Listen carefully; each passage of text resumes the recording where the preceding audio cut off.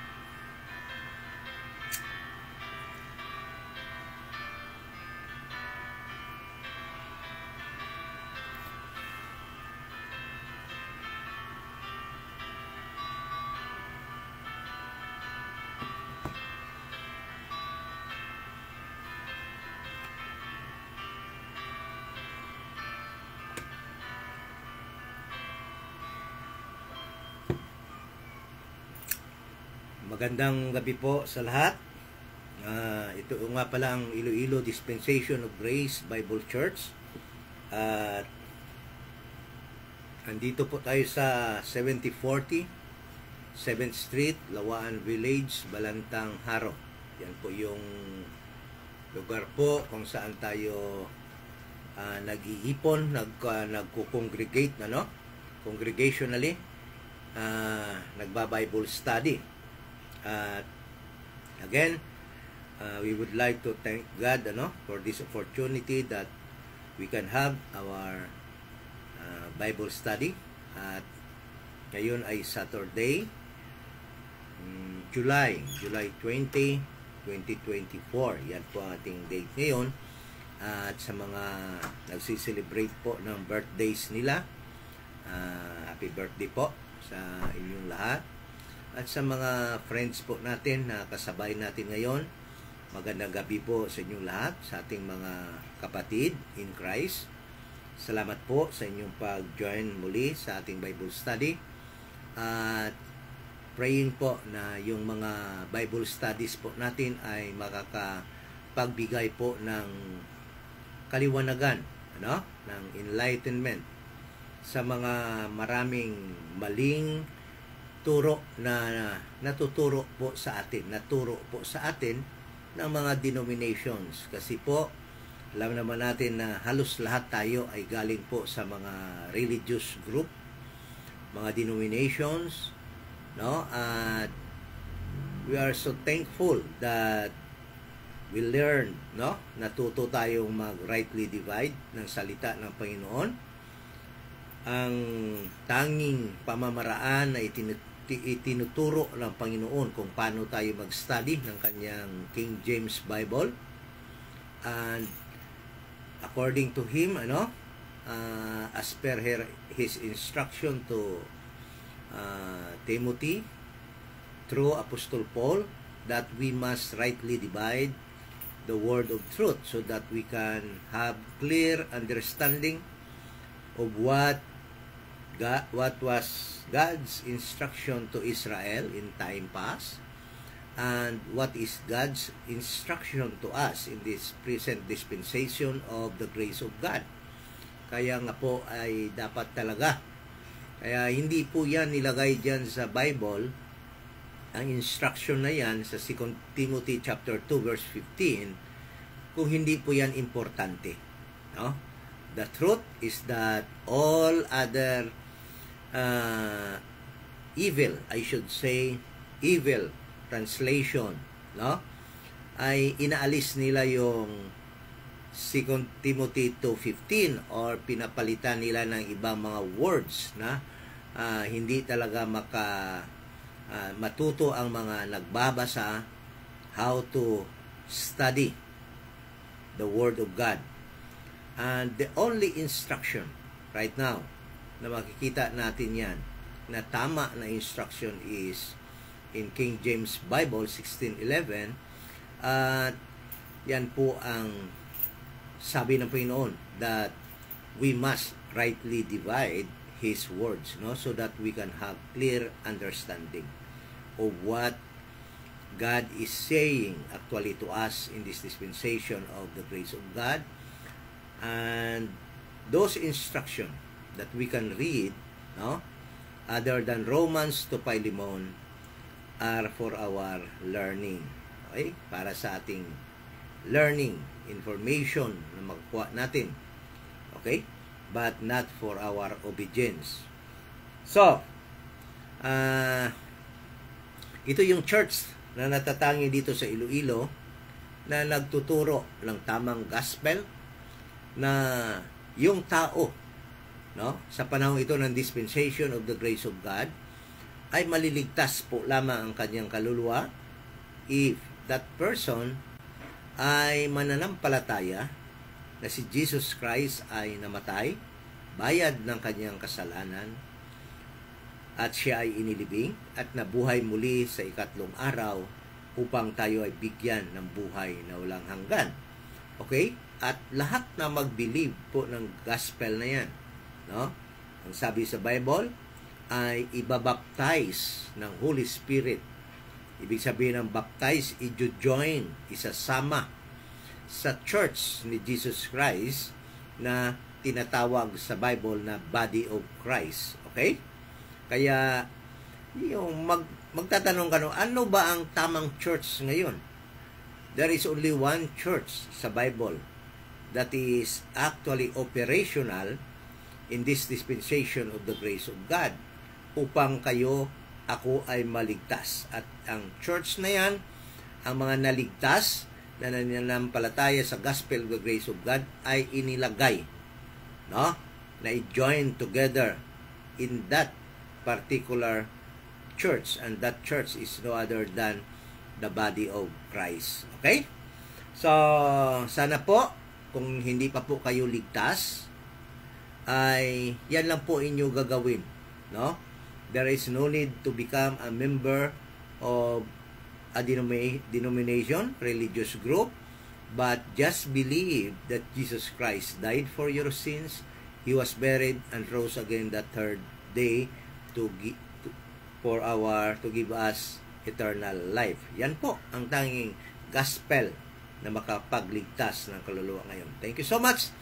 At hindi po tayo magtatagal dahil nga Saturday ngayon. Alam ko yung iba, marami pang mga dapat gawin. At alam ko yung iba ay busy na prepare para bukas. Kaya hindi ko masyadong istorbohin, no? Pipilitin ko na mabilis lang po itong ating Bible study ngayon. Pero kung hindi naman, pasensya na po. At sa ngayong gabi ay bibigyan po natin ng pansin ang request na isa nating kapatid. At alam nyo ba na yung kapatid na ito natin ay si Brad Charles, ano? Si Brad Charles RD. At yung request niya actually ay kung pwede bang ma-Bible study natin kung yung God ba ngayon at in this present dispensation of the grace of God ay nagsasalita audibly to anyone, no? To kahit na sino. Or meron bang tao na kinakausap ang Panginoon ngayon audibly, no? Yung maririnig talaga natin yung kanyang boses. Yung iba nga nagsasabing nakita pa nila.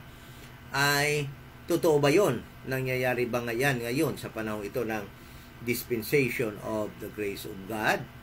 So dapat po natin yan masagot sa pamagitan ng King James Bible. Dahil nga po, kung hindi po natin yan masagot, ay nako, kung hindi po natin yan malaman kung ano ba talaga ang totoo, ay marami pong mga tao ang naluloko at na tawag nito ay nadideceive, no? Ng ibang mga mapagsamantalang mga religious leaders, mga pastors, nagkukunwaring mga apostles, mga prophets, mga evangelists daw, no? Sa panahong ito. But the truth is that there is no pastors, there is no prophets, and there is no apostles in this dispensation of the grace of God and even evangelists. Dahil nga, after makomplete ang canon or ang Bible, nung maisama na sa Bible, sa Old Testament, yung mga writings ni Paul, yung Romans to Philemon, ay nag-stop na yung Panginoon nagpagbigay ng gifts na yan. Gifts kasi yun no? Regalo kasi niya yun sa church. Kaya itinigil na ng Panginoon noon nung maikumplito na po yung canon or yung Bible, na isama na yung sulat ni Apostol Paul sa Bible, upang yung mga tao na gustong makakilala sa Panginoon ay makikita na nila at magkakaroon na sila ng unity in the faith, no? Sa ating Panginoong Hesukristo, dahil nga mababasa na natin yung mga kung paano tayo magkaroon ng faith kay Jesus Christ. Nung panahon na yon, nung wala pa yan, hindi pa naisulat, matapos ni Apostol Paul sulat yung mga libro na yon, yung mga books na yon, ay nabigay ang Panginoon ng mga pastors, apostles, prophets, evangelists, no? And upang tumulong, upang ma-edify yung church noon, yung early members of the church sa panahon pa nila, na dahil hindi pa nila mababasa yung Bible and hindi pa sila maka-unite in the faith dahil nga wala pa silang mababasa. So ngayon, dahil meron na, hindi na po nagbibigay ng mga apostles and pastors. But, dahil nga, sabihin na lang natin, because nga, dahil nga sa hindi natin pag-aaral, self-study, no? Kasi yung utos po sa 2 Timothy chapter 2 verse 15, it is to everyone, no? Every person must study the Bible and must rightly divide the Bible. That command actually is to everyone. Kaya kung mayroong mga manluloko na mga tao, sasabihin nila na hindi kayo pwedeng bumasa ng Bible, kami lamang yung pwede magbasa. Kaming mga leaders, kaming mga pastors, kaming mga apostles, yun yung sasabihin nila. Kaya kung mayroon kayong taong madinig or religious group, denomination na magsasabi na sila lang yung magbabasa, yung mga leaders lamang, mali na yun. You have to get out from that group and find a group that rightly divide the word of truth in your place. Okay? So, kaya nga nagkaroon din ako ng interest na i-Bible study po ito, pag-aralan ito, dahil nga I was also deceived for many times during my denomination times, no? When I was in the denominations, specifically Baptist denomination, I was fooled to believe, no? Talagang naloko ako, na-deceive ako, na naniniwala din ako na yung mga leaders namin noon ay kinakausap ng Panginoon. Dahil nga, oftentimes, we heard them, no? I heard them say, nako, kagabi, kinausap ako ng Panginoon. The Lord talk to me last night. No? Then, sasabihin nila na ito yung sinasabi ng Panginoon sa akin. Kaya dapat ko itong i-preach, dapat ko itong iwali, no, sa inyo. Dahil ito yung sinasabi ng Panginoon sa akin. Then, many people, no, sitting at the pew in front of that pastor will be deceived, believing that their pastor have actually personal engagement or encounter with the Lord last night. Okay? Kaya nga for the longest time nang nasa denomination ako, talagang naloko ako ng ganong paniniwala na yung pastor ko dati ay kinakausap ng Panginoon.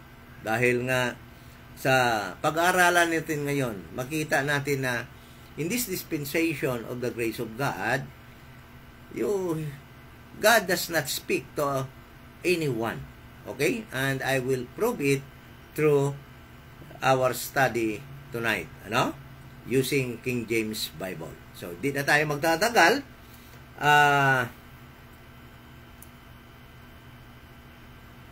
Pag-aralan po natin ang mga salita ng Panginoon. But before that, let us pray. Join me in prayer. Ama na banal, sa muli, nagpapasalamat po kami sa buong linggo na ito at umabot ng Saturday na buhay pa po kami. Alam po namin na napakaraming buhay ang nawala ngayon. Umpisa Lunes hanggang Saturday. Ngunit salamat sa iyong grace na kami ay buhay pa at nag-i-enjoy ng mga bagay na ibinigay mo upang masustain ang aming buhay. Habang kami po ay naghihintay na iyong pagkuha sa amin dito sa pamamagitan ng rapture. Yan po ang aming pinipray na kung pwede lang po, kung yung i-grant sa amin na pagdating ng event na yan ay buhay pa kami at aming maranasan yung ma-experience, yung glory, yung glorious, yung glory ng event na yan, na kami ay mahiwalay sa aming physical body at dalhin mo po kami dyan sa kaharian mo sa heaven upang dyan na tumira kasama sa iyo at maisuot na po namin ang mga katawan na yung piniprepare para sa amin dyan. Yung aming heavenly bodies, celestial bodies na yung ginawa upang aming isuot pagdating namin dyan. Thank you so much sa opportunity na ito na makapag-aral muli kami ng iyong mga salita, lalo na sa isang masilanding topic na ito na ni-request ng aming kapatid. At we are praying po kay Brother Charles kasama sa kanyang family na nasa hospital po sila ngayon at nasa critical na kalagayan po ang kanyang ama. Alam po namin na ikaw may hawak ng buhay, kaya po nagpipray kami na kung yung ipahintulot ay gumaling pa po ang kanyang ama at kung ano man po yung will, yan po ang masunod.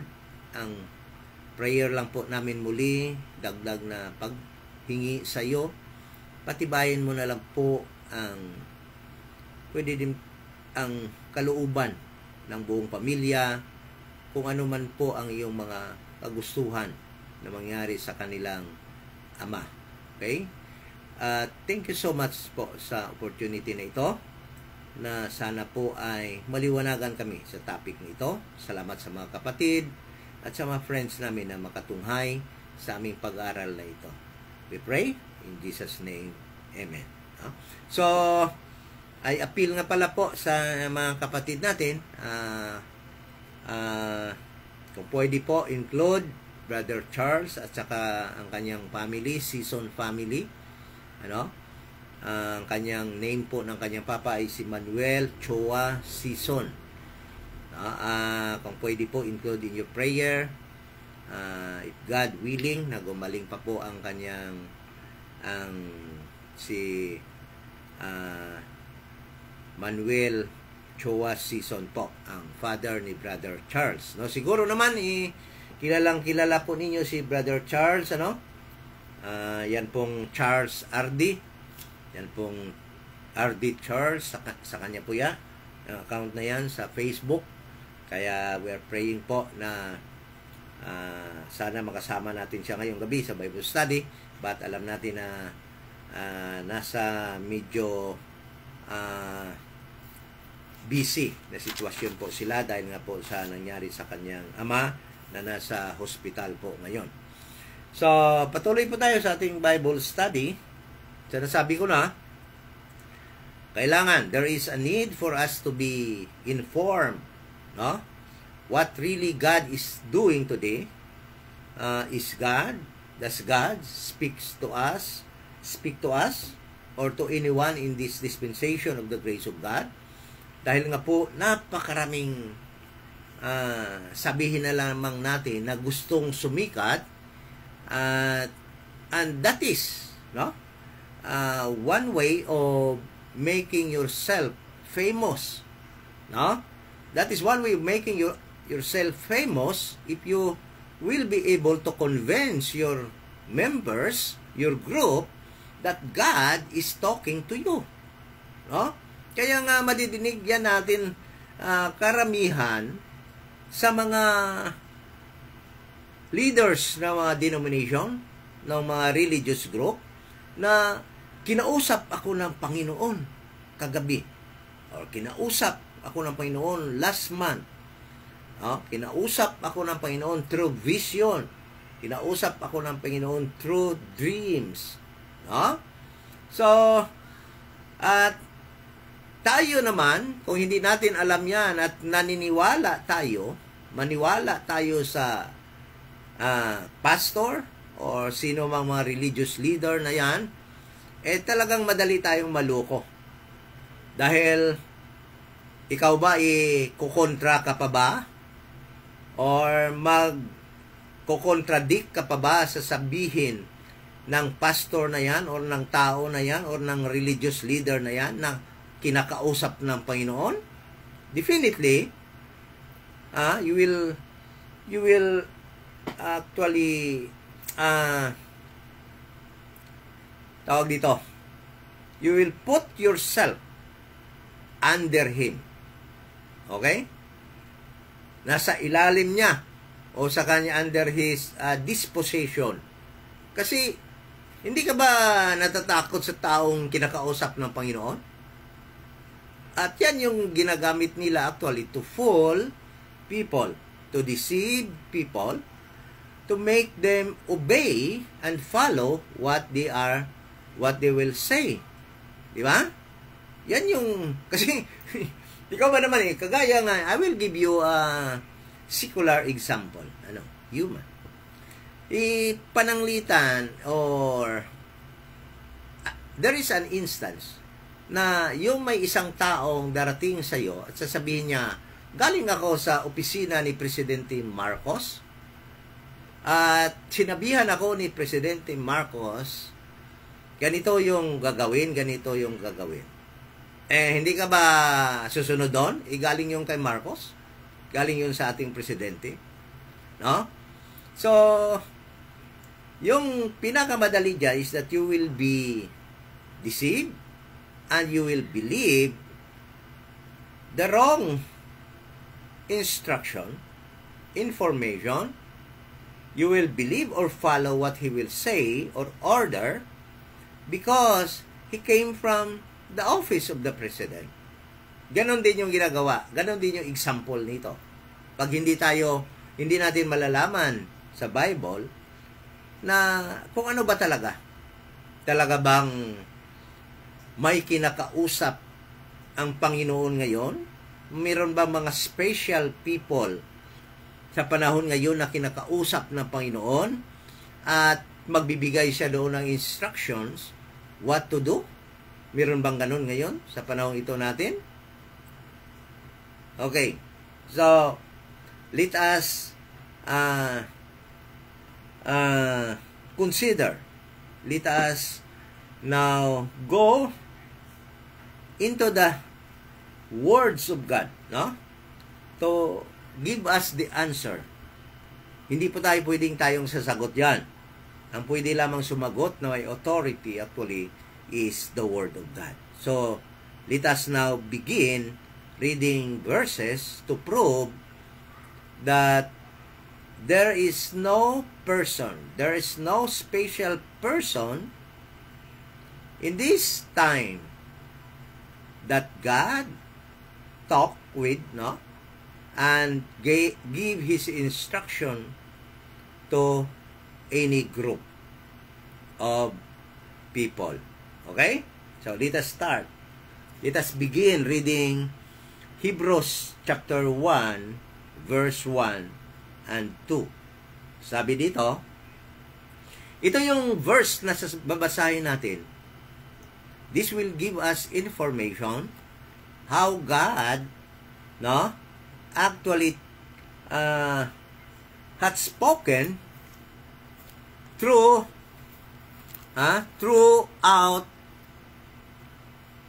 human history. Okay?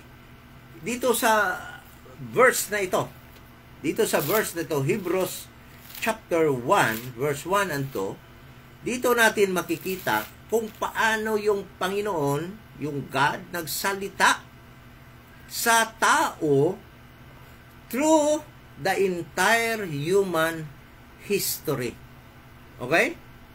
Kaya, kung alam natin to, hindi tayo madideceive sa mga taong manluloko who are pretending to be God's special people.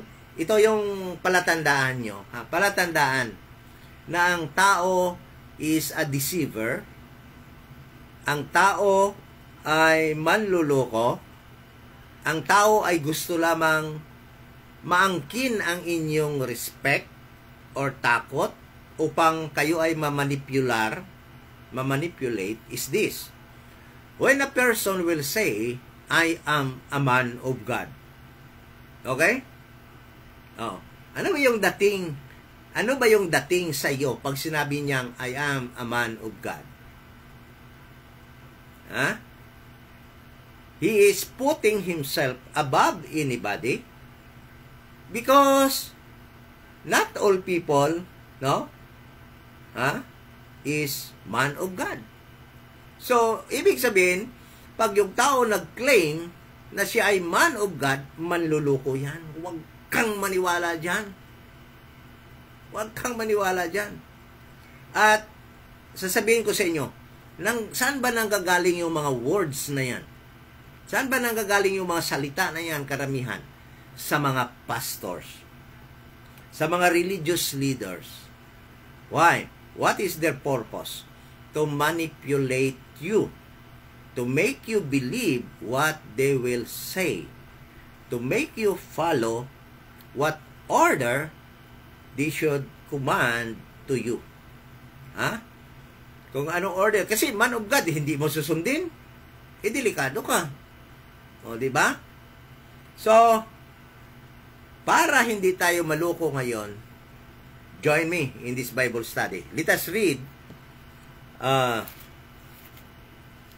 Hebrews chapter 1. Itong verses na ito, chapter 1 verse 1 and 2 ng Hebrews ay magpapakita sa atin kung paano ang Panginoon nagsalita sa mga tao, or group na mga tao throughout the history of mankind.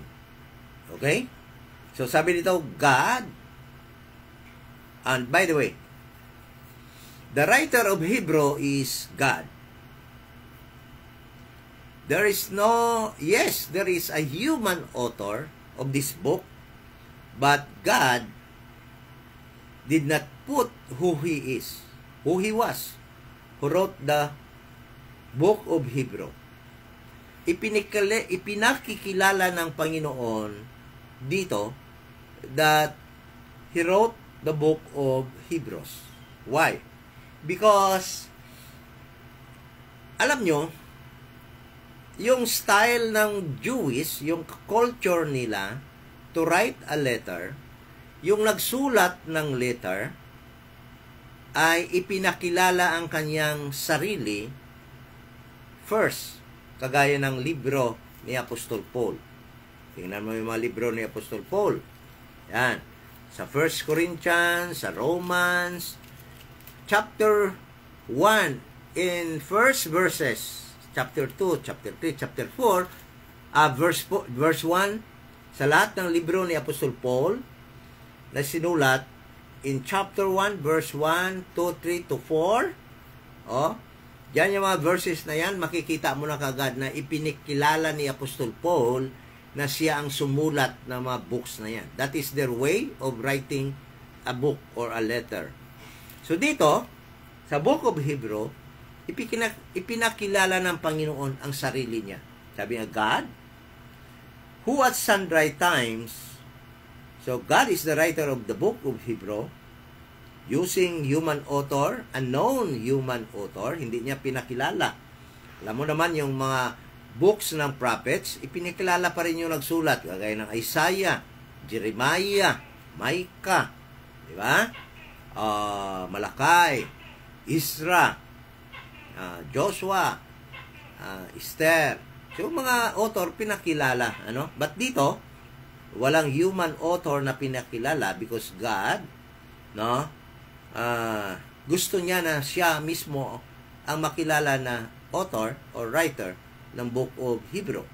Sabi dito, who at sundry times. Ibig sabihin ng sundry, various. Various. Marami. Hindi lamang isa, kundi various or different. Different times. Sa iba't ibang panahon. Okay? Yan yung ibig sabihin ng sundry times. And in diverse manners, at sa diverse means iba-iba ring pamamaraan, okay? At sa iba-ibang pamamaraan, spake in time past. Sa iba-ibang pamamaraan, spake in time past unto the fathers by the prophets. Okay? So, nung sinasabi dito na nung panahon in time past, God, no, ay nagsasalita, spake in time past unto the fathers by the prophets in diverse manners in different times. Yan yung sinasabi ng verse, kung paano nagsalita ang God noon.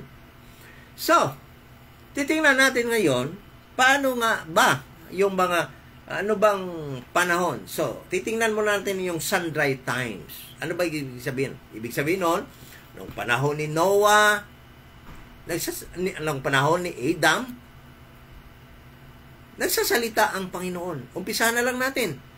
Sa panahon ng creation, nagsalita ang Panginoon. Okay? Nung panahon ng pag-create niya ng mga lahat-lahat, no? Sa second heaven, kag sa first heaven, ng lahat ng ginawa niya dyan, at sa earth, sa Genesis chapter 1, ay nagsalita ang Panginoon. Okay? Different time yun, different time, at different manner, ibang manner ng pagsasalita. Okay? During ng time ng creation. Tingnan nga natin ang Genesis. Sabi dito sa Genesis chapter 1. God, sabi niya, chapter 1 verse 3. Ito yung unang panahon na nagsalita. Ito yung different time, unang time, makita natin na ang God nagsalita. Ang sabi niya, God said, let there be light. So sa time ng creation, ang God ay nagsalita na. Sa pamamagitan ng kanyang salita, ang lahat ng bagay na na-create sa second heaven, where moon, sun, and stars located, ay nagawa. Sa first heaven, where airplanes, birds, flies. Sa earth, kung saan ang lahat ng hayop ay gumagapang. At sa seas, sa water, na kung saan lahat naman ng mga hayop na nasa tubig ay nabubuhay. Nagsalita ang Panginoon. Verse 6, and God said, let there be a firmament. During sa time ng creation, that was a different time, and in different manner, God speaks. No? Nagsalita siya nung time na yan. So, marami bang mga verses dito makita natin na nagsalita ang Panginoon before nung wala pang human being. Okay? Siya mismo, God Himself ang nagsalita. Okay? So sabi niya sa verse 11, sabi niya, and God said, let the earth bring forth grass, the herb yielding seed. Okay? In verse 14, sabi niya, and God said, let there be lights. So nagsalita ang Panginoon. Then in verse 20, sabi niya, and God said, let the waters bring forth abundantly the moving creature. Kaya maraming creature sa water. Then in verse 24 and 26. Okay?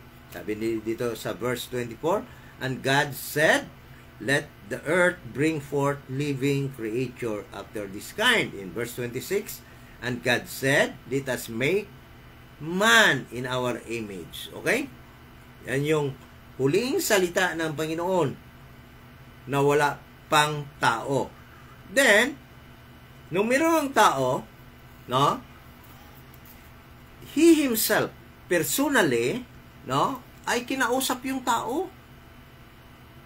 Hindi na nangyayari ngayon yan, sa panahong ito. Nobody. Kasi nakakatakot yung tao, sabihin niya, na nakita niya ang Diyos, nagsalita sa kanya personally, sa panahong ito, ay, nako, tumakbo ka na. Kung hindi baliw yan, talagang nakakatakot yung tao na yan. Baka Satan yung kumausap sa kanya. Dahil Satan right now is reigning in this world, running the event of this world, this present evil world. No? At makikita natin na si Satan ang nag-i-influensya sa panahon ito sa mga tao dito. Ha? Kaya posible pag sinabi nilang may nadinig sila, no? Audibly, baka nga si Satan 'yon, hindi 'yon ang Panginoon. But sa unang panahon, no? So wala pa yung tao during creation, ang God ay nagsalita so that everything that is now in first and in the earth, no? Second and first heaven, na andiyan ngayon, ay sa pamamagitan lamang ng salita ng Panginoon, audibly, ay na-create yung mga bagay na yun. Then after pag-create niya ng tao, yung tao na mismo kinausap niya, si Adam na mismo. Sabi niya dito in verse 29, and God said, sabi niya kay Adam, I have given you every herb bearing seed which is upon the face of the earth. Sabi niya dito, and every tree in the which is the fruit of a tree yielding seed, to you it shall be for meat, and to every beast of the earth, and to every fowl of the air, and to everything that creepeth upon the earth, wherein there is life, I have given every green herb for meat, and it was so. It was the first word that was spoken by God audibly to a human being, informing them, Adam and Eve, what food they should eat. Okay? And what food should the animals should eat, those animals that creepeth above the earth.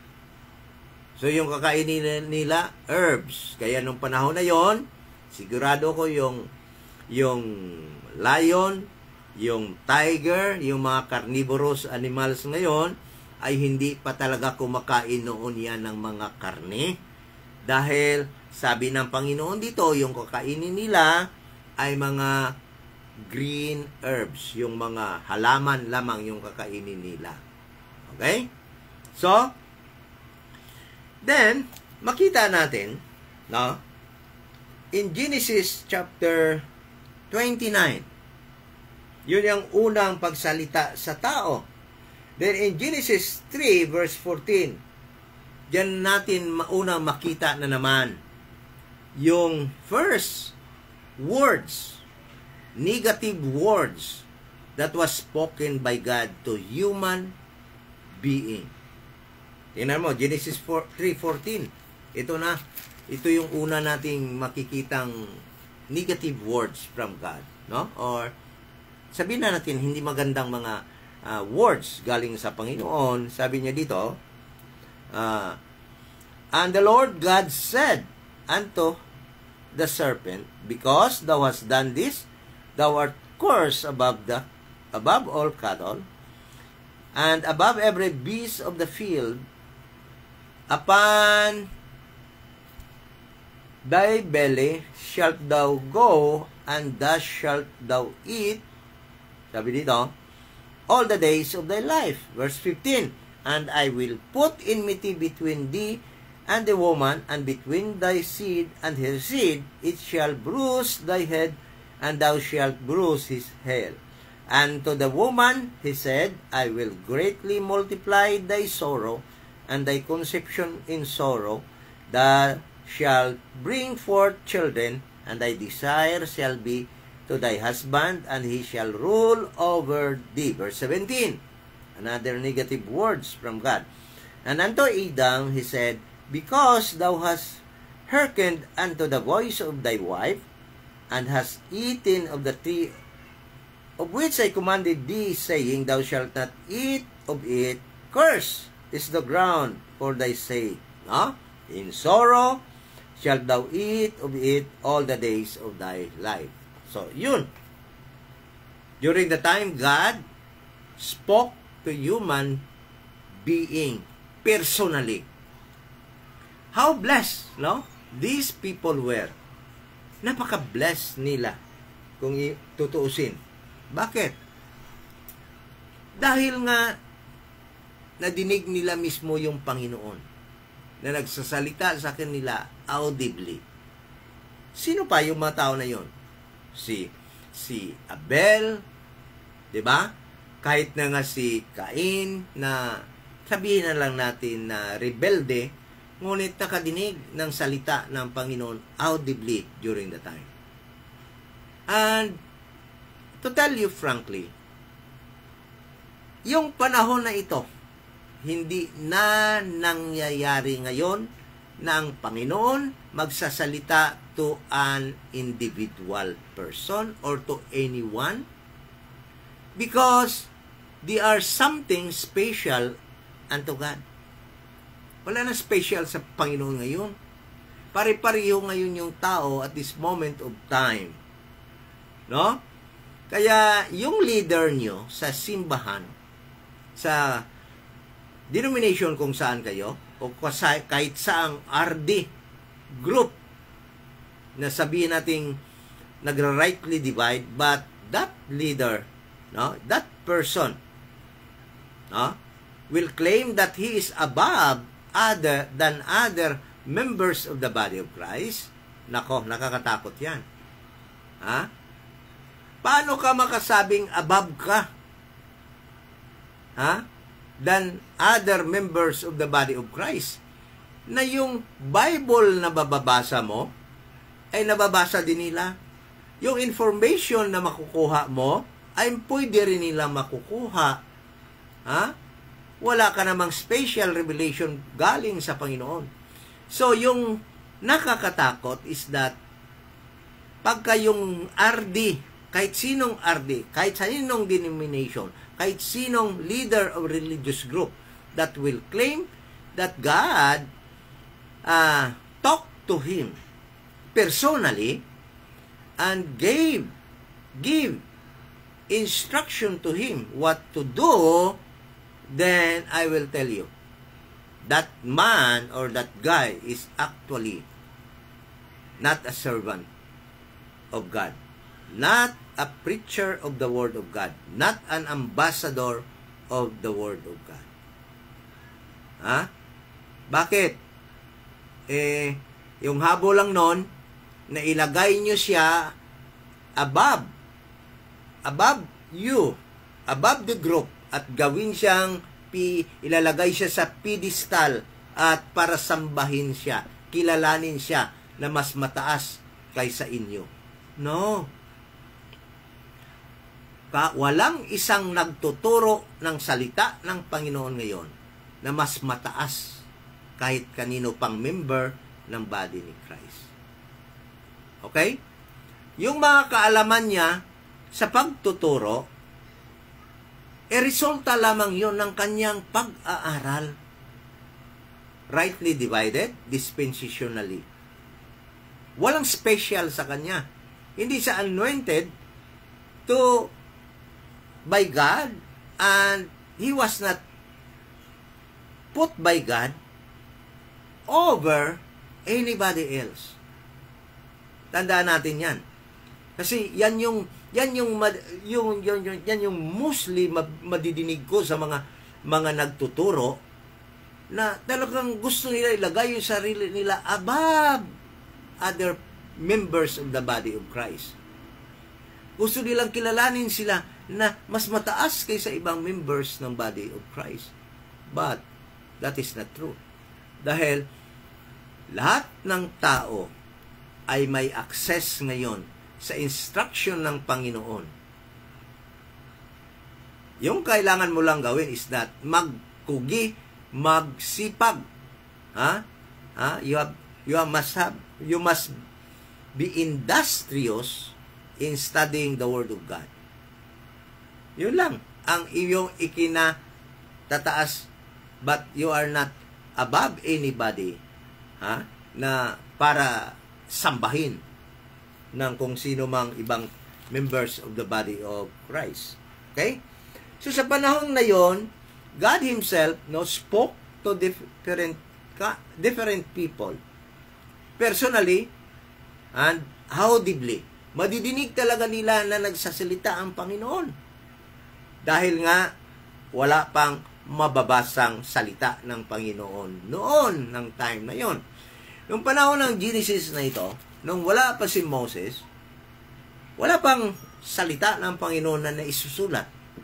Kaya nung panahon na yan, kahit sa panahon ni Noah, ay talaga namang nagsasalita ang Panginoon, no? Kung kanino niya gustong ibigay ang kanyang instruction. Kagaya ng time ni Noah, kinausap niya si Noah, no? Kinausap niya si Abraham, kinausap niya si Jacob, kinausap niya si Isaac, si Jacob, no? Personally, during the time. But nagpatuloy ba yon na ang pagsasalita niya personally? Na personal mismo, madidinig ang kanyang voice or audibly madidinig ang Panginoon? No. Kaya sabi dito, in Hebrews, ulitin natin sa Hebrews, ang sabi dito,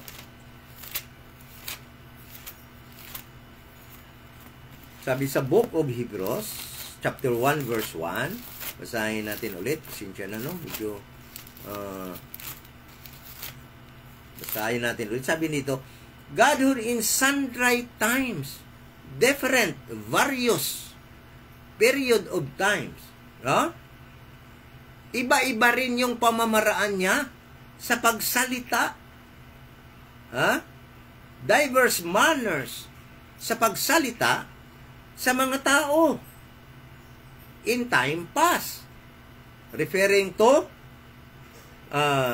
sabihin na natin in time past, referring from Genesis hanggang Malakay. Okay? Hanggang Malakay.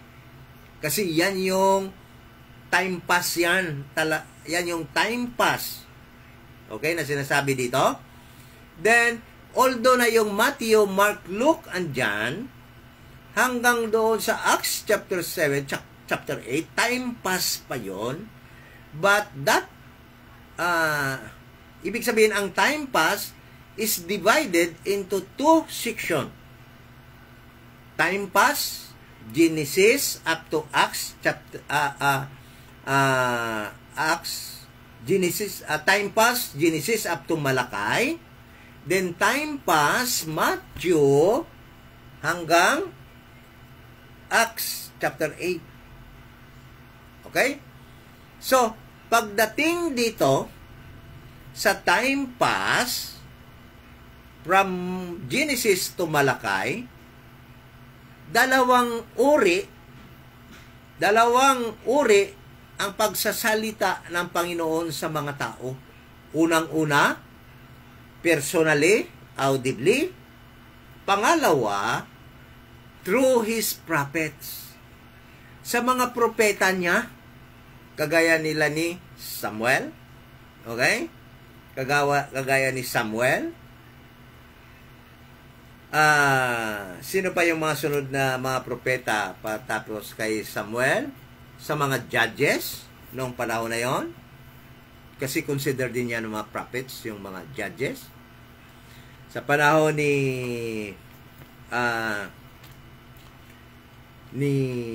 ng time ng Chronicle, panahon niya ni Samuel. Then sa panahon ni Isra, okay? Panahon ni Nehemiah. Ito yung mga prophets na yan. Esther, Job, okay? Yang sabihin na natin na pati si King David, pagsulat ng Book of Psalms, Solomon, pagsulat ng Book of Hebrew, then makikita natin sa Ecclesiastes, pagsulat ni Solomon ng Ecclesiastes, ng Proverbs wala, Ecclesiastes, then Isaiah. These are all the prophets, na kung saan ang Panginoon nagsalita through them. Kaya sabi niya sa Hebrews, balik tayo ulit sa Hebrews, nakalimutan kong tandaan para madaling makita. Okay? Sabi niya dito, sa Hebrews, sabi niya, who at sundry times and in diverse manners spake in time past unto the fathers by the prophets. Sa pamamagitan ng mga propeta. So, from Joshua, pagkatapos ni Moses, prophet din yan si Moses. Pagkatapos ni Moses, si Joshua, then mga propeta na sumunod kay Joshua, hanggang sa Book of Malakay. Bakit, sabihin nyo? Bakit, Brad? Pag Matthew, Mark, Luke, andyan, hindi na ba mga propeta ang nagsasalita dyan? Tingnan natin. Tingnan natin kung mga propeta pa bang nagsasalita. Sabi dito, verse 2 of Hebrews. Sabi dito, "Hat in these last days." Okay? Time pass. Okay? Yung time pass is divided ng old at ng last days. Ibig sabihin ko ganito. Yung time pass from Genesis up to Malakay, that is time pass. Matthew up to Acts chapter 8, still time pass, kasi tungkol pa rin yan sa prophetic program ng Panginoon. But Matthew up to Acts chapter 8 is considered last days. Okay? Last days na yan ng time pass. Okay? So, sino ba ang ginamit ng Panginoon magsalita sa kanyang pagsalita sa mga tao in last days? Sabi dito, "Had in these last days spoken unto us by His Son." So, ibig sabihin, pagdating na ng last days, na part pa yan ng time pass, ay hindi na mga propeta ang ginamit ng Panginoon upang magsalita sa mga tao. Sino na yung kanyang ginamit? Ang ginamit na ng Panginoon sa pagsalita sa mga tao, specifically to the Jewish people, ay sino na? His Son. Tingnan mo His Son. Capitalized. Referring to Jesus Christ. magtatanong ko sa inyo, kailan ba si Jesus Christ nagsalita? Kailan ba natin magdinig ang audible voice? Kailan ba nadinig? Hindi pala natin. Kailan ba nadinig na nagsalita ang Son of God audibly? In Matthew, Mark, Luke, and John. And in the early parts of the book of Acts, in chapter 1 of Acts, diyan natin siya madidinig. Ha? Pati na doon sa mga apostles. Ha? Kasi yung mga sinasabi ng mga apostles, yan yung mga turo ni Jesus Christ. So, in these last days, referring to the last days of the prophetic program, don't get me wrong. Yung last days dito is the last days of the prophetic program. So, God's last days of His prophetic program to Israel started in the book of Matthew nung dumating na si Jesus Christ, and through Jesus Christ, God spoke to Israel. Okay? At tandaan natin, hindi nagsasalita ang Panginoon during the time since Genesis chapter 12 to any Gentile human being. Only to Israel during His prophetic program. And before Matthew, ang ginamit ng Panginoon, pagkatapos niya na siya mismo ang nagsalita audibly sa tao mula kay Adan hanggang dito kay Abraham, hanggang kay Jacob, Isaac and Jacob, no? Hanggang kay Moses, kasi during the time, sa panahon ni Moses, God Himself had spoken unto Moses audibly, giving him instruction what to do. Okay? Ngunit after that, pagkatapos dyan, no, makikita natin na ang Panginoon nagsalita na through His prophets, giving instruction to Israel, the seed of Abraham, the seed of Isaac, and the seed of Jacob. And during the time, God was not talking to any Gentile. Okay?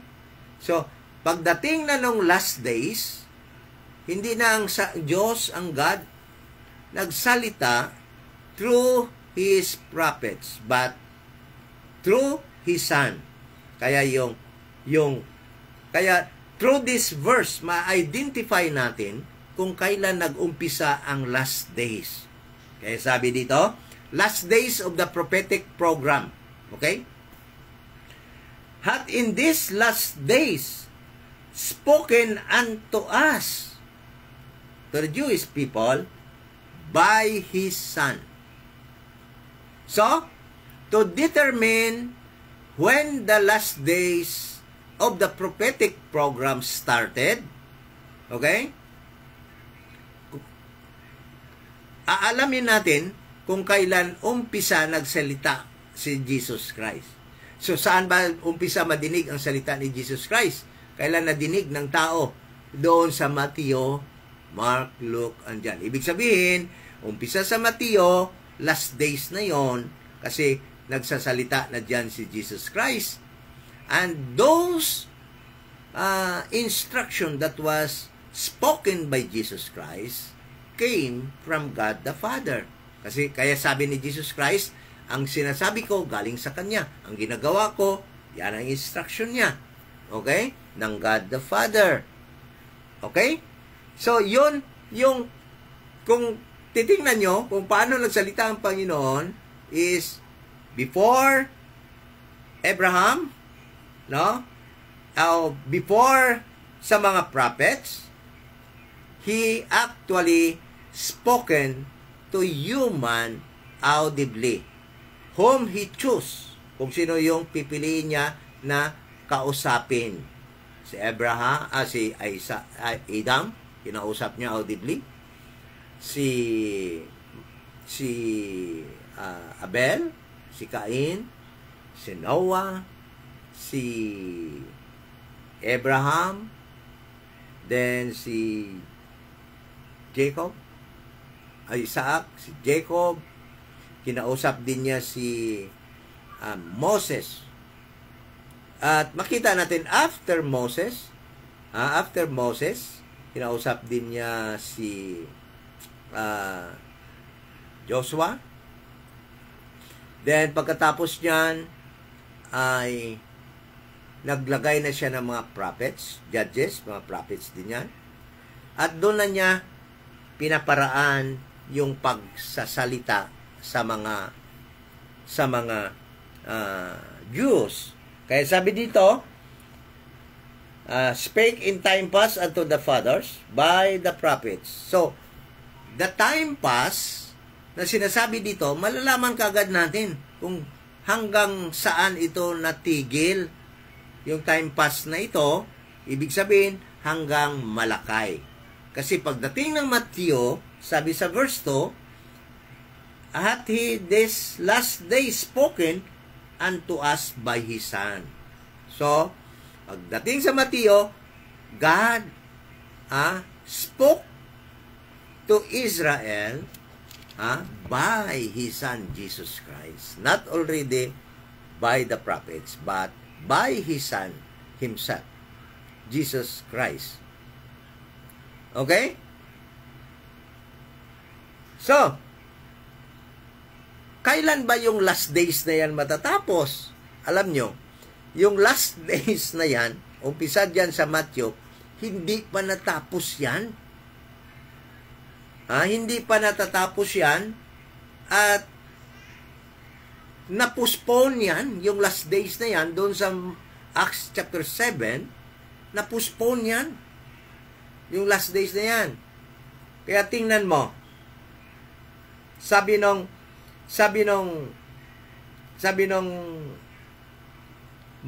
Micah chapter 4 verse 1 or Isaiah, umpisa natin, ano ba itong last days na ito? Isaiah chapter 2 verse 2.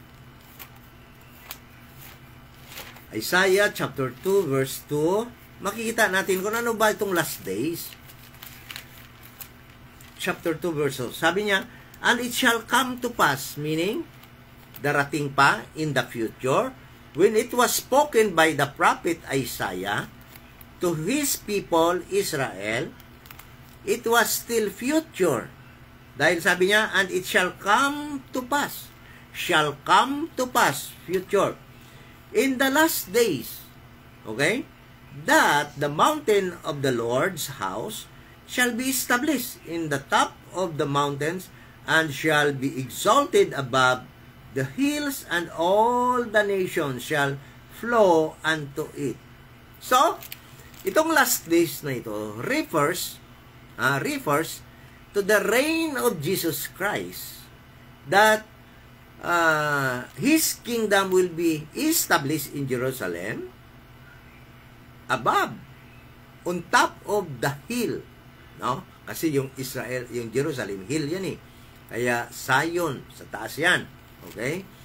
So, hindi pa nangyari ito. Ibig sabihin, still future pa ito. At ito yung sinasabing last days. Okay?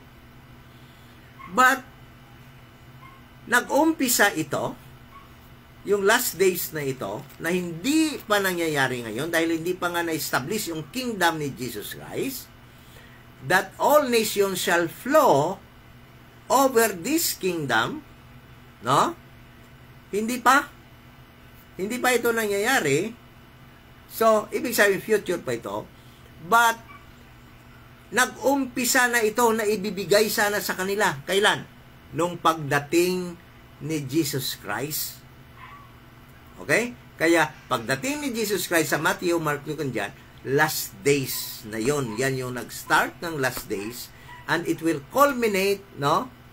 But upon Christ establishing his kingdom in Jerusalem. Okay?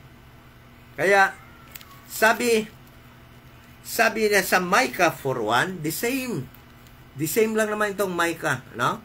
The same lang naman ito sa Isaiah chapter 2 verse 2. So, wag natin basahin. But in Acts chapter 2, Acts chapter 2 gave us also an idea or the truth, information about these last days. Acts chapter 2 verse 17. Sabi dito, Acts chapter 2 verse 17. Sabi dito, and it shall come to pass in the last days, saith God, I will pour out of my spirit upon all flesh, and your sons and your daughters shall prophesy, and your young men shall see vision, and your old men shall dream dreams. Okay? So, ibig sabihin, nangyari yon sa Acts. So, ibig sabihin, yung Acts ng time na yan, nila ni Peter, that was already early part of the last days. But the last days actually will culminate, no, doon sa pag-establish ni Christ ng kanyang kingdom. Doon dating yung pinaka last days. Okay? So, makita natin na sa last days, nangyari na yon sa time ni Christ. Sabi niya, God will spoke to us through His Son. Will speak to us through His Son. And it happened in Matthew, Mark, Luke, and John. So, yung tanong ngayon, how about this time, in this dispensation of the grace of God?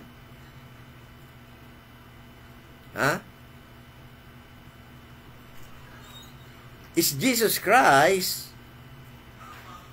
personally speaking to anyone in this dispensation of the grace of God?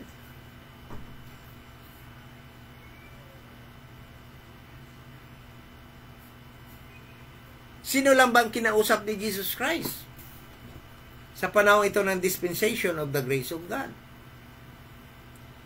Pag-start ng dispensation of the grace of God, yung kinausap lamang ni Jesus Christ, no? Yes, still, Jesus Christ, no? The one speaking at this moment of time, no? Giving instruction, but to only one person. And that person during the time was no other than Apostle Paul. Jesus Christ, God, spoke to us today through Jesus Christ. Through Paul. Okay? Through Jesus Christ, then through Paul. Bakit? Lahat yung information that God the Father gave unto Jesus Christ about this dispensation of the grace of God was revealed by Jesus Christ to Paul. So Jesus Christ revealed to Paul, and Paul wrote all those information that God spoke to us in this dispensation of the grace of God. Okay? So, meron pa bang tao other than Apostle Paul na kakausapin ang Panginoon sa panahong ito? I will tell you the truth. Wala na. Dahil yung lahat ng instruction para sa atin ngayong dispensation of the grace of God was already spoken by God to Jesus Christ, and Jesus Christ revealed it to Paul, and Paul wrote those instructions from Romans to Philemon. So, wala nang sinasabi ang Bible na kakausap pa siya ng tao upang na magbigay na instruction upang sabihin sa mga members nila na may instruction galing sa Panginoon. The truth is that every individual in this dispensation of the grace of God, after the completion of canon, after makumplito na itong Bible na ito, walang ni isang taong kinausap pa ang Panginoon. Dahil lahat ng tao ay may access na upang basahin at malaman ang instruction ng Panginoon. Kaya pag may nagsabi sa inyo ngayon na, naku, kinausap ako ng Panginoon kagabi, ito yung gusto niya mangyari. Ito yung gusto niyang sabihin ko sa inyo at gagawin ninyo. Ay nako, tumakbo na kayo. Dahil sinungaling yon, lulukuhin lamang kayo upang sumunod kayo sa kanyang mga sasabihin at upang ilagay niyo siya sa pedestal upang siya ang inyong sambahin, upang ma-divert sa kanya ang inyong pagsamba at hindi na sa Panginoon. The truth is this. Yan yung mga ginagawa ng mga pastors ngayon, while leading their congregation. You will always hear them say, I heard an instruction from God last night to do this, to do that, to tell you about this. And I will tell you what God had spoken to me last night. Sinungaling yun. Dahil lahat ng instruction po natin ay sinabi na ng Panginoon kay Jesus Christ. Sinabi naman ni Jesus Christ kay Paul. Isinulat naman ni Paul. At yan ang mababasa natin from Romans to Philemon. Kaya gusto nyong madinig ang boses ng Panginoon ngayon? Read your Bible from Romans to Philemon. Yan yung instruction ng Panginoon para sa atin ngayon. Wala nang iba. And tandaan natin to. Itong dispensation of the grace of God na ito ay hindi ito kasali, no? This is not part of the last days. Kaya sabihin nyo pag sinabi ni Apostol Paul last days, no? Kasi si Apostol Paul nag-mention din ng last days. 2 Timothy 3:1. Sabi ni Apostol Paul. 2 Timothy 3:1. Sabi niya dito, this know also that in the last days perilous times shall come. At this moment of time, Apostle Paul mentioned about the last days. But don't get Apostle Paul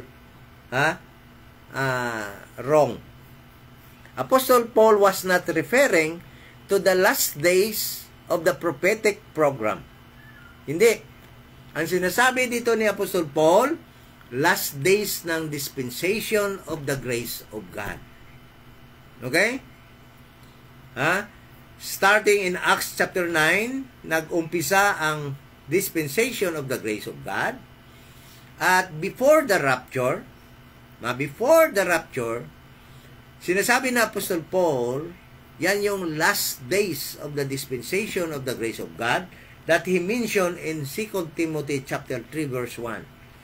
Perilous times shall come. Why?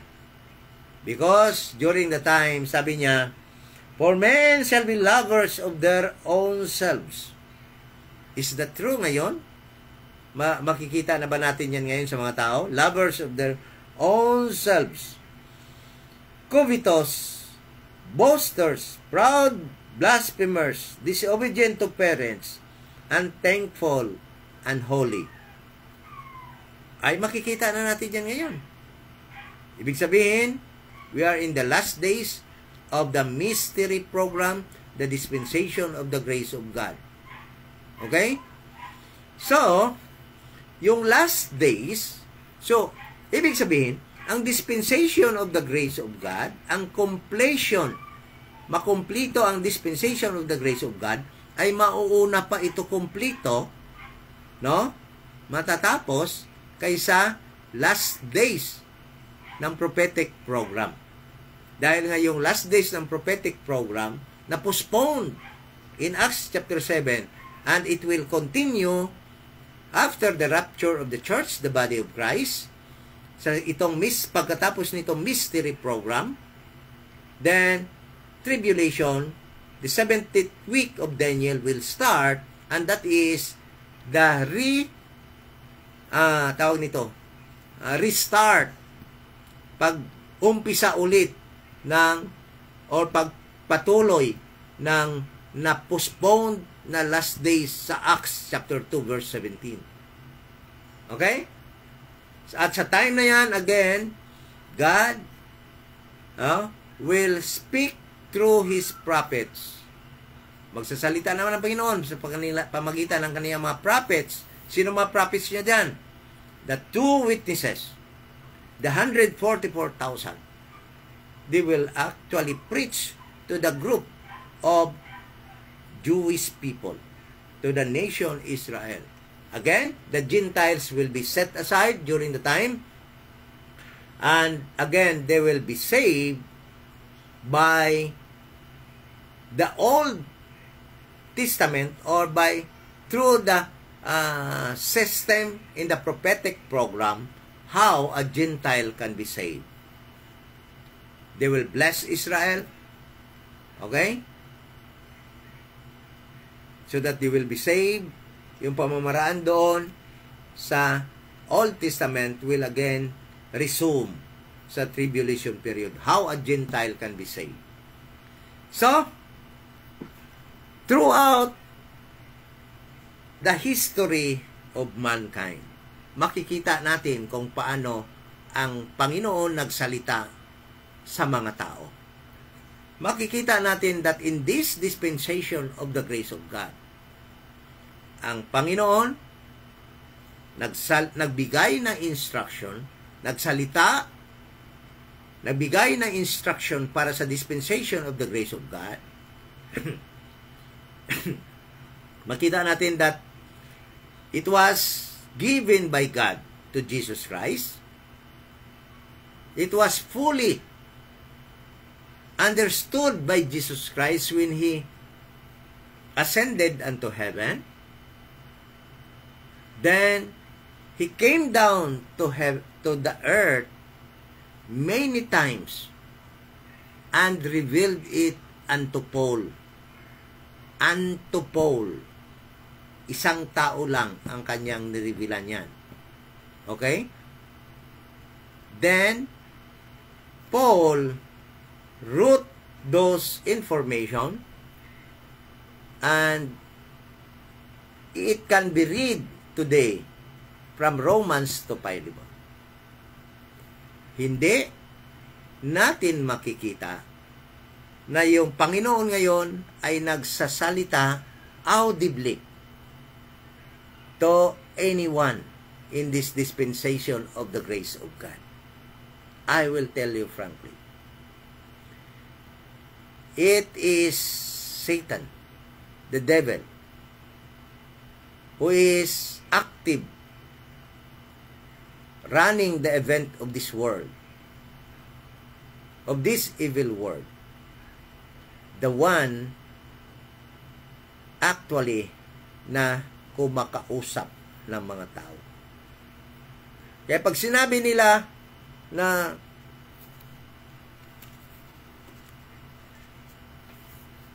nadinig nilang Panginoon nagsalita sa kanila, wala yun. Hindi totoo yun. Sinungaling yung taong yun. Walang proof yun. Wala nang sasabihin sa atin ang Panginoon ngayon. Wala na. Nasabi yan na. Naisabi na niya lahat at naisulat na lahat. Yung kung gusto mo malaman, basahin mo na lang from Romans to Philemon. Yan pong totoo niyan ngayon. Again, warning po. Huwag maniwala sa mga taong magsasabi na dinig ko ang salita ng Panginoon kagabi, last month, or kaninang umaga. At ito yung sabi niya. Ito yung sabi niya na sabihin ko sa inyo na dapat niyong gawin. Niloloko ka yun. Inuuto-uto ka nun. Kasi alam naman niya, matagal na kayo niyang nauto-uto. Ilang taon ka member sa denomination, matagal kanyang nauto-uto na. Okay? Ng pastor na yan. Kakapaniwala mong kinakausap siya ng Panginoon. Okay? If you want to know the words of God to you for your obedience, read Romans to Philemon. Okay? Sana po, naging maliwanag na po yan sa atin upang hindi po tayo ma-deceive, hindi po tayo malinlang nung mga taong mapaglinlang. At sabihin ko sa inyo, yung mga taong mapaglinlang ay hindi lamang yung mga kriminal. Sa totoo lang, maraming mga kriminal na serious at honest na mga tao. Nabubuhay sa tamang pamumuhay. Sabihin ko sa inyo, kung saan makikita yung mga manlilinlang, karamihan sa kanila nakatayo sa likod ng pulpito. Nakabarong, naka-long sleeve. Magaganda magsalita, very eloquent. Ngunit yan ang mga sinasabing mga tao ni Satan na naglilinlang sa inyo upang kayo ay hindi makarating in the knowledge of truth, rightly divided. Kaya ingat po, kahit na yung mga napakaraming nagkiklaim ngayon na RD sa Pilipinas, nagra-rightly divide daw. Napakarami. But still, they are teaching mixed gospel, mixed doctrine, no? Na hindi makakaligtas ng kaluluwa ngayon, na hindi nagtuturo ng mga bagay na dapat daw natin sundin, na hindi naman pinapasunod ng Panginoon ngayon. Number 1, water baptism. Napakaraming nagkiklaim na RD na still practicing water baptism. Tithing. Yan. Tithing. Wala na po yan. Hindi yan para sa body ni Christ. Okay? At marami pa pong iba na mga turo nila na mixture po at hindi dapat sundin ng mga tao ngayon na andito sa panahon ng dispensation of the grace of God. Thank you so much at sana po ay naliwanagan po tayo. Muli, ito yung Iloilo Dispensation of the Grace Bible Church at tanging church na nagtuturo ng tamang kaligtasan sa panahon ito ng dispensation of the grace of God, tamang gospel na ang tao ay maligtas lamang ngayon sa pamagitan ng pananampalataya na si Jesus Christ ay namatay, bayad po ng ating kasalanan, siya po ay nabuhay at inilibing at nabuhay muli sa ikatlong araw. Yan po ang tanging gospel na dapat nating pananampalataya. A person must believe that Jesus Christ died for his sins, he was buried and rose again the third day for our justification. Wala na pong ibang gospel na makakaligtas sa panahong ito. Sana po, yan po inyong pananampalatayahan kahit saan man po kayo ngayon na mga denomination.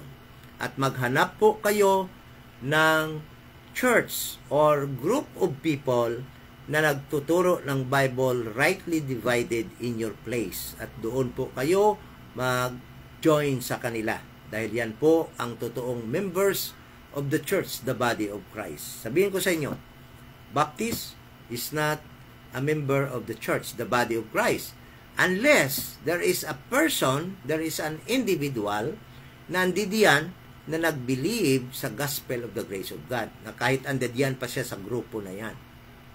But, if you are truly a member of the body of Christ, nako, hindi ko pa, nahirapan akong umintindi kung andyan ka pa sa mga grupo na yan. Kung paano matiis yung mga turo nila na hindi naman tama. Unless na meron ikaw tamang motibo kung bakit andyan ka pa. Upang makapenetrate. Yes, that is a valid reason. Ngunit kung wala na, hindi ko talaga maintindihan kung if you are a member of the body of Christ, staying or remaining fellowshipping in any denomination headed by a corrupt and accursed pastor standing behind the pulpit. Pasensya na po. Yan po ang katotohanan dyan sa mga nasasabi ko po. Yan po ang katotohanan na nasa Bible. They are corrupt. Corrupting the word of God. Okay, so magandang gabi po at yan lang po nagtatapos ang ating Bible study ngayon. Let us pray. Ama na banal, salamat po sa aming Bible study. Salamat sa mga verses at katotohanan na amin pong nakita na hindi po totoo na ikaw po ay nagsasalita sa isang importante at special na tao sa panahon ito. Dahil wala pong special para sa inyo ngayon, lahat-lahat po kami ay pantay-pantay sa iyong paningin. At magiging special lamang kami pari-pariho kung kami ay nag-believe na sa gospel of the grace of God. At alam po namin na itong mga gawaing ito ay pamamaraan lamang ng mga mapaglinlang na mga individual na nagli-lead ng mga denomination upang magarner nila ang takot, upang sila ay sundin ng kanilang mga members sa kahit anumang kanilang ituturo at ipapagawa.